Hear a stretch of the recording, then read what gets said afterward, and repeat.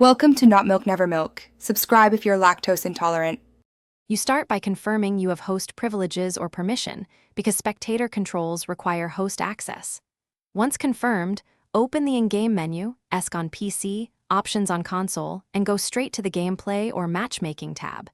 You need to find the spectator or replay options. Make the change now. Don't wander other menus. Focus on the match settings that list spectators, view distance, and privacy. This ensures the setting you change applies to the current lobby.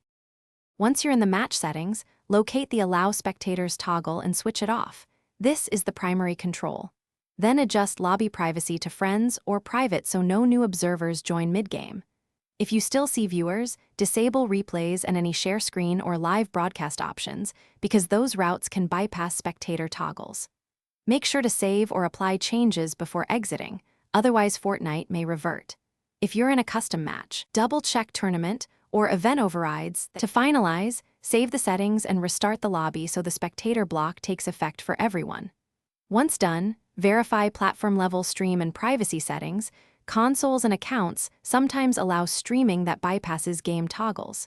If spectators still appear, make sure you are the active host. Reassign host or relaunch the game to clear lingering sessions. One key troubleshooting tip: if nothing works, invite players back into a fresh private lobby after a full client restart. That usually resolves hidden spectator sessions. Thanks for watching. If this was helpful, leave a like and consider subscribing. See you next time.